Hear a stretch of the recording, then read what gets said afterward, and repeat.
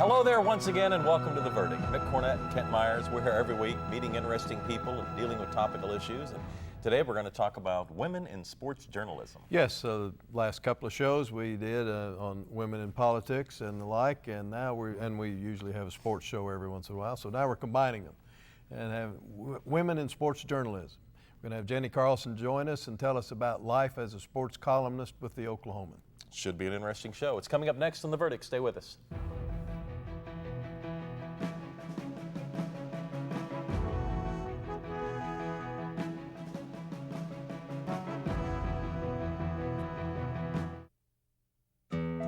Positive Tomorrows is a school focused on serving the needs of homeless children, particularly in terms of education. Currently, about half of them are living in local homeless shelters. I don't know where I live.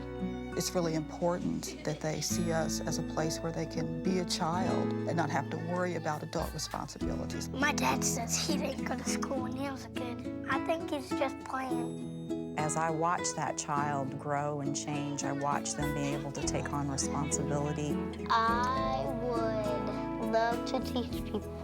About 5 years ago, Positive Tomorrows lost a significant part of federal grant funding. Thankfully, Chesapeake stepped forward with some significant funding. These kids get lost in the crowd because they weren't given an opportunity to figure out who they were.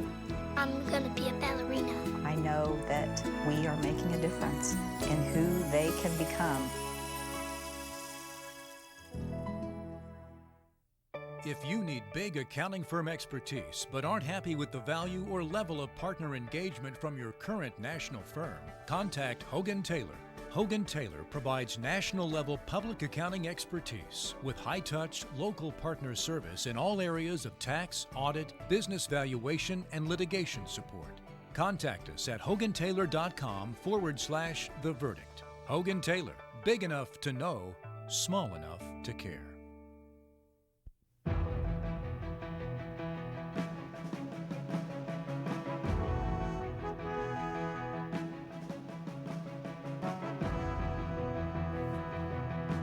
Welcome back to the set of The Verdict. Mick Cornett with Kent Myers, and Kent's going to introduce today's guest. Today we're really pleased to have join us on the set of The Verdict Jenni Carlson, sports columnist for the Oklahoman.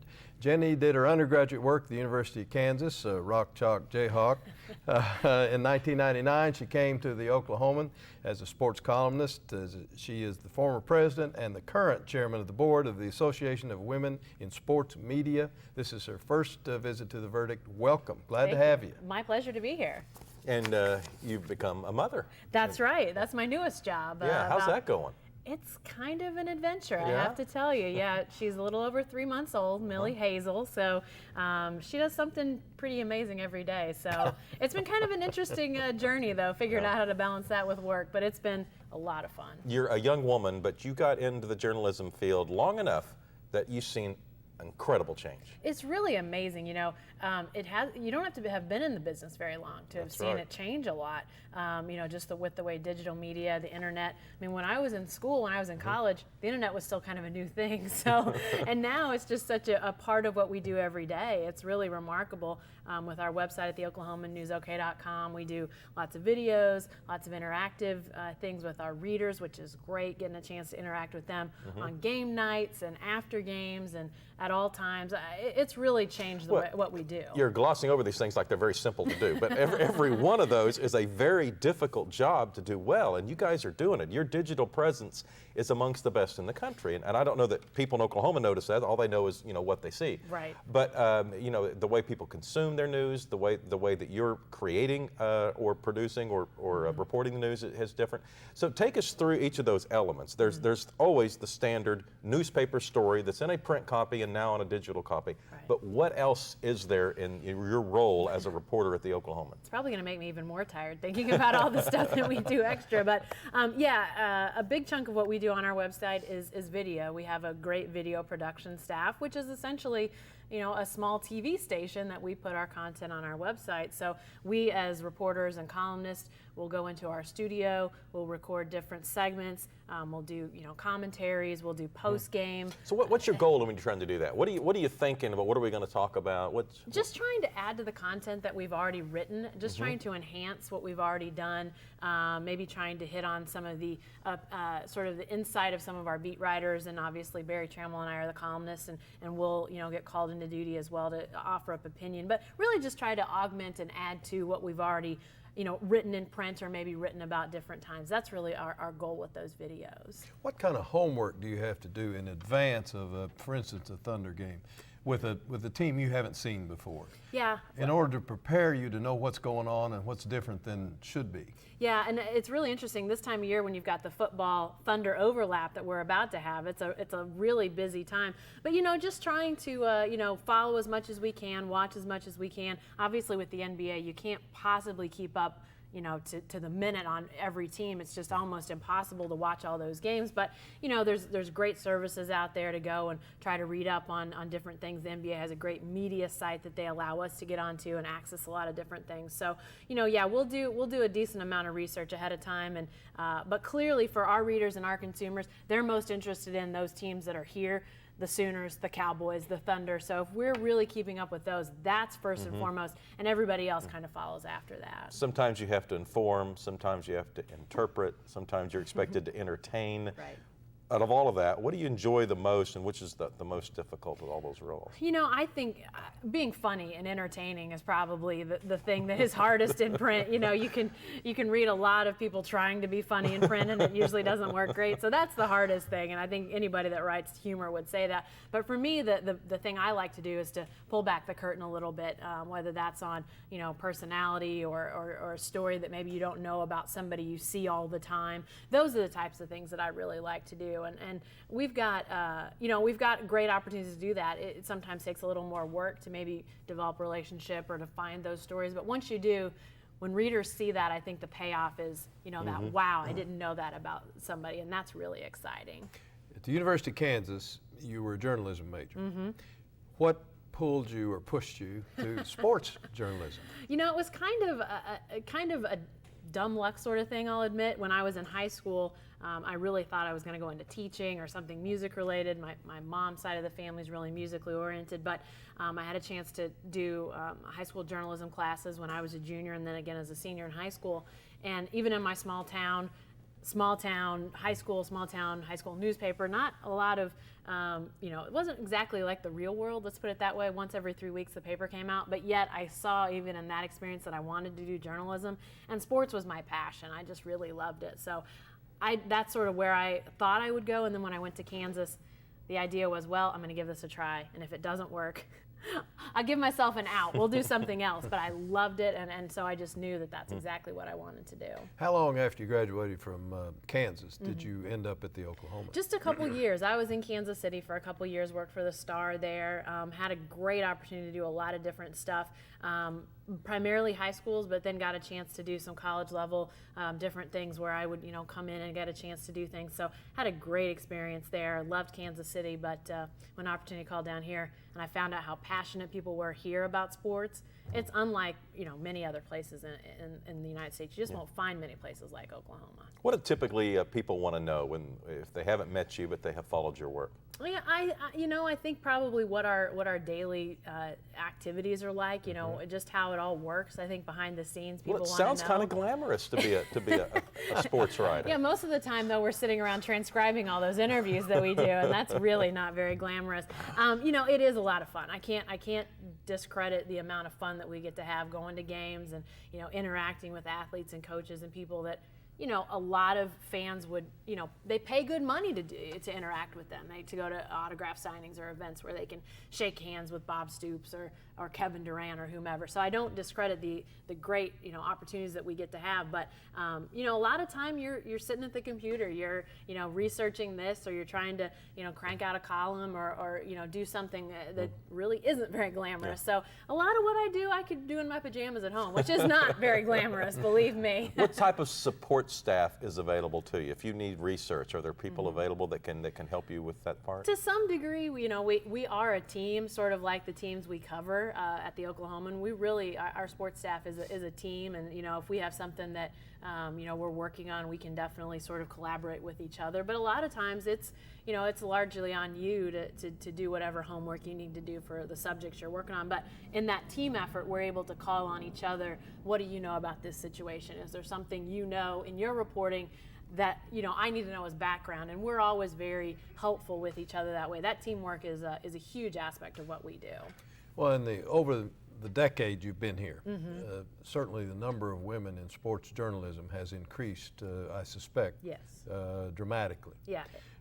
What kind of encouragement when you were just getting started did you get? And if you don't mind me asking, I'm not going to ask for names, but did you get discouragement as well? I had great encouragement. As you mentioned, the numbers have grown, and they've grown across the country. But here, just in our newsroom at the Oklahoman, we now have 3 women who are writing. We have several who do behind-the-scenes work on our desk.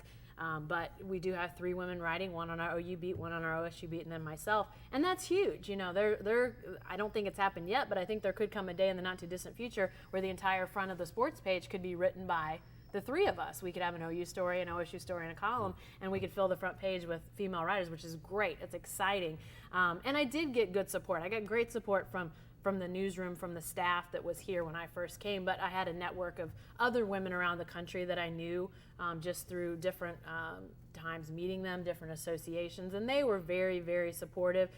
Really, any detractors that I've encountered have largely been readers and fans that maybe that's, they just have an opinion that they're not going to change, and frankly, that's their prerogative. I don't think I'm going to try to talk them off that ledge anytime I want to soon. ask you about that, Sure. the public sentiment about being a sports journalist, but first we're going to take a break. Jenni Carlson is our guest. She's a journalist with the Oklahoman. We'll be right back.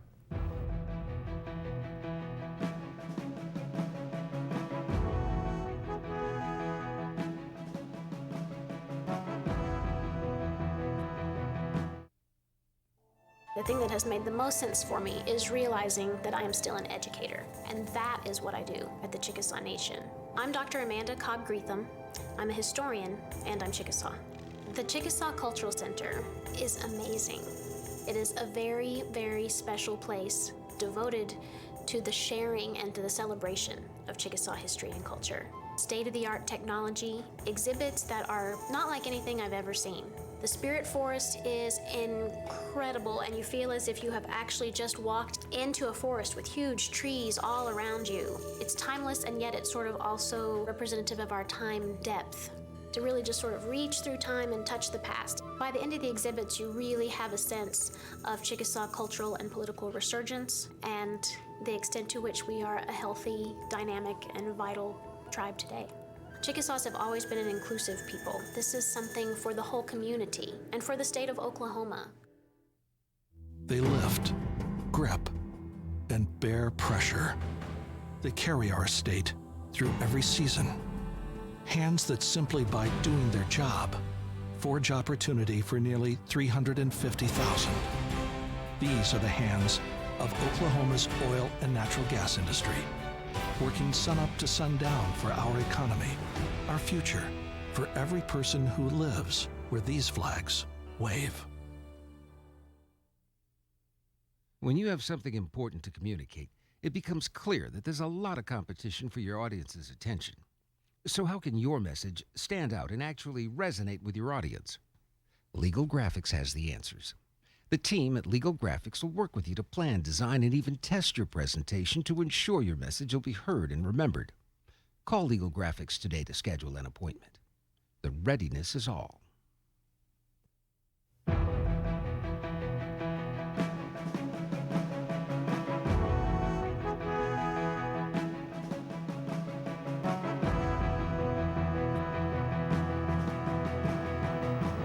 We're back on The Verdict. Mick Cornett and Kent Myers visiting with Jenni Carlson, journalist with the Oklahoman. When you're a journalist, especially if you're a columnist, some people really like and agree with you, and some people really don't like and don't agree with you. And you kind of have to deal with that in person, in print, the anonymity of social media. How have you grown accustomed to that as a person? Well, you mentioned social media, and it's changed a lot. When I first came to the Oklahoman, we'd get an occasional email, but people would actually still send letters. They'd still send letters saying, you were wrong about this, you were right about that. Now, even emails have become rare because people will comment on the comment section of stories on our website, or they'll put a post on Twitter or on Facebook. There's just so many different mechanisms that are out there. And sometimes those people aren't nice. Right. Oh, yeah. And they're anonymous, as you mentioned, a lot of them. So, that's a whole other issue, too. But, I learned early on you have to have a thick skin. You have to realize that some people aren't going to agree. And frankly, if you're writing opinion, chances are good you're going to write an opinion that's going to have some agreement and some disagreement every day. Everybody's not going to agree with everything.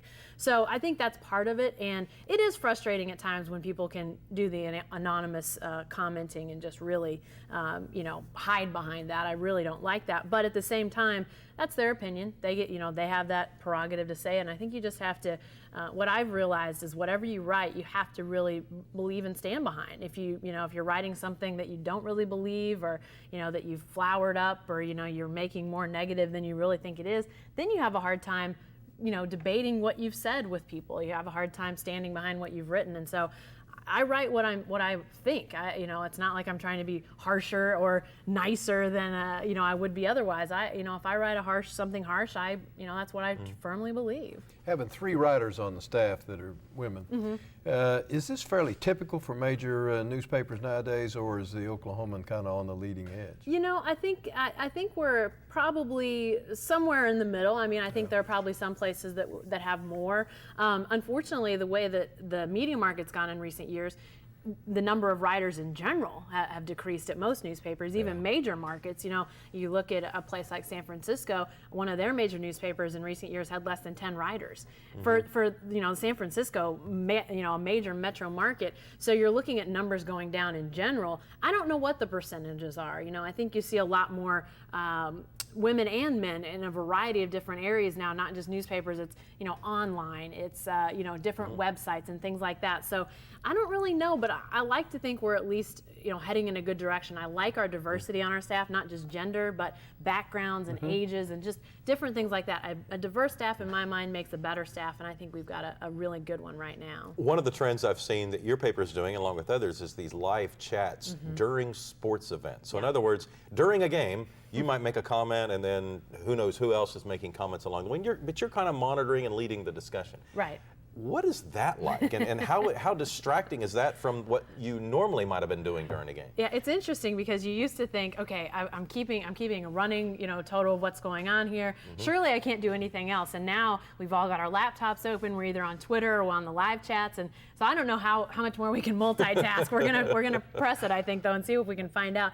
But it's really interesting because you do get instant feedback from fans. We do this during college football games. We do it during Thunder games in the playoffs, and you just really get people's gut reactions right away. And sometimes that's bad because, as we all know, people have, jump reactions and they want to fire this person or trade that person. And, before it's all over with, they're changing their minds. But, I think for the most part, it's been really good because the fans get to interact with each other. They get to interact with us. And I think for a long time, newspapers, and not that it was necessarily bad, but you just sort of had that, detached feeling from readers. And now we're talking to readers all the time on live chats, social media. I think it's really helped and added to the conversation to know what readers are thinking. Whom do you follow on Twitter? Oh gosh, a lot of athletes, and it's really interesting. I think a lot of it's just kind of kids going to class and stuff, or professional athletes taking naps. We find out on Twitter a lot about professional athletes taking naps. It's interesting, but follow a lot of athletes, but also follow a lot of other people in the sports journalism world because it's just interesting to know sort of what they're thinking about different things, but also just to see what they're doing. It's great. I think the most interesting times I find to be on Twitter are when every post you look at is something completely different. A couple of nights ago when we had the ref debacle at the end of that Sunday night game, everything on my Twitter timeline was about that. Everybody I follow is talking about that. But I think the great times are when, people I follow in Boston are talking about the Celtics. People I follow in LA are talking about hockey and the Kings. And, just get the variety of things. It kind of gives you an idea of what is going on out there. and it's all in one spot. I just follow all kinds of different people all over the place, really. If you had to make a choice and pick one sport that you would pick as your favorite sport to write about, Yeah. what would it be? You know, I'd probably pick basketball. And I love football. I love being in a football state, but the thing as a reporter is with football, it's such a big squad, it's such a big team, you really have a hard time, especially at the college level. I think it's different in the pros because you can interact in the locker room more easily with the players. But at the college level, the access is a little more shut down, and so you don't really get to interact with the players on a regular basis. So developing, you know, those relationships with sources is more difficult. But with basketball, even at the college level, it's a smaller squad, easier to get to know those players, easier for them to get to know you. And, you know, I just think in basketball, we tend to be a little bit closer to the floor when we cover the games, and there's something about being that close to the action. We usually can't be with football, baseball, same way. So with basketball being that close and then having a chance to develop those source relationships, I think basketball is the one I would go with. So what's the Thunder and James Harden situation? What's going to happen there? Ready to break some news right here? What's the inside story? Give us an opinion if you don't have the inside. I think it's going to be hard to get a deal done. I really do. It's the luxury tax and the new collective bargaining agreement that's going to come into play actually in the 13-14 season, which is the year that James and Serge Ibaka's new contract would come into play the first time. The Thunder being a small market team, they just can't offer that max contract. So they're going to have to go towards the upper end of what they're wanting to offer, and James Harden is going to have to sort of go a little bit below what he could get. And are both sides going to be able to sacrifice? That's the real question. How wide is that spread? You know, I think it's probably $2 or $3 million a year, maybe more. You know, I think the Thunder might be willing to do something that's upwards of $10 million a year with him, maybe even a little higher. But, you know, if he goes out on the open market, he could demand maybe, you know, $14, $15, $16 million a year. We've seen what some players have demanded that aren't nearly as good as James Harden, what they've gotten out there. The money can get pretty ridiculous. So, you know, I think that he might be willing to sign something for a lower dollar amount to play here with these guys. Yeah. I just don't know if it's going to get done. You mentioned with these guys. Do you think these other players are going to be helping to recruit? I think that being in practice here in another week, I think it's going to remind him what a good thing they've got going here. He's great friends with Kevin Durant. You know, I don't know. Is he going to be willing to take $2, $3, $4 million less for a friendship? I don't know. But what they're building here is pretty cool. You know, I think they're building something that guys want to be a part of, and they've had guys already that have said we want to be a part of that and not test free agency. And so will James Harden follow suit? I don't know. We'll have to wait and see. Will his role on the team be pretty much the same as it was? I think so. I think they're going to continue to use him as they have. You know, I just don't know that if they don't get that deal done by the end of October, which is when they have to sign him to an extension, that they're going to keep him the whole year. I just don't think they're going to get nothing for James Harden. I'd be surprised if they allowed him to go on the free agent market, because they really aren't going to be able to sign him at that point. So I think if there's not a deal done by the end of October, he's going to get traded at some point in the year, which is going to be really interesting because then the role that he's played, all of a sudden it shuts off and somebody else new is here. And that will be an interesting changeover that they'll have to endure. We're about out of time. 5 years from now, what do you hope Jenni Carlson is doing? Wow, you know, with the way things change in the media market, it's hard to think about 5 days from now, much less 5 years. But, you know, I hope I'm still getting a chance to do the variety of things I do now. You know, whether it's the different kinds of media, different things I cover. And of course, at that point, I'll have a 5-year-old at home. So I hope I'm still trying to be a good mom at that point as well. Jenni Carlson, our guest today on The Verdict. Thanks so much for coming by. Thank you. Thank you. Good luck to you. Thank you. Kent and I'll have a final word when we get back.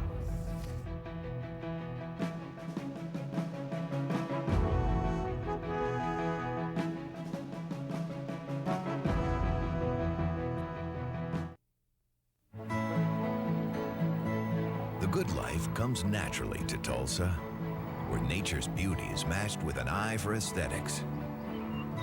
A legacy of neighborhoods graced with lawns and landscaping and handsome homes. A place that seems to have patented an ideal lifestyle. Bank First is loyal to the quality of life Tulsa assures its citizens, to the priority placed on education, culture, and growth. Loyal to builders who transform raw land into residential charm. developers who see opportunity and add vitality to Tulsa's economy. Bank First serves both enterprise and private lives that need a loyal partner. It's how we help nurture this city's very good life. Bank First. Loyal to Oklahoma. Loyal to you. In Oklahoma, we enjoy a high quality of life due to good, well-paying jobs. Commercial real estate professionals play a significant role in bringing new businesses and investments to Oklahoma. The commercial real estate community has come together to market Oklahoma's commercial properties nationwide through a free public website, okcommercialproperty.com. We are invested in keeping Oklahoma strong and growing because economic development ensures quality of life. You will always be mom and dad to me. You have children come from a different lifestyle, different mindset. You have to open your arms and really do what you have to do to have that child become a part of your family. And if it's more patience, that's what you do. Kids gotta know they can trust you. And that's what we've tried to do with these kids. You will always be mom and dad to me. The Journal-Record is pleased to be a sponsor of The Verdict. The Journal-Record, since 1903, the best source of Oklahoma business news and legal information. And for almost 30 years, Oklahoma political, government, and business leaders have turned to the McCarville Report for accurate, reliable, inside information. Visit the McCarville Report online.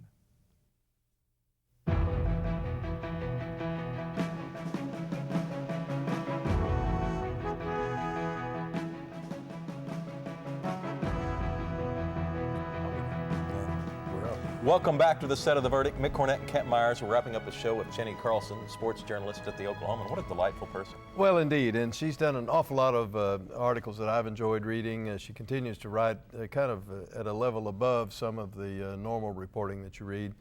She brings out issues about athletes and coaches and the like that are very interesting. She just does a grand job. Mm-hmm. She has to write what's going on. She also serves as a columnist. She has done radio talk. She does video on air, commentary after games. She tweets. I mean, there's no end to the demands anymore of what a sports journalist is expected to do. And juggles family responsibilities at the same time. That's right. She's throwing motherhood into the process. But she also graduated from college in the 90s, right before this digital revolution really took up. Yeah. So a lot of that has been brand new. And my hat's off to her. I think she does a splendid job, and their digital format is one of the best in the country. Jenni can be reached at theoklahoman.com, as you probably know. For Kent Myers, I'm Mick Cornett. We'll have another guest next week. I hope you'll join us then.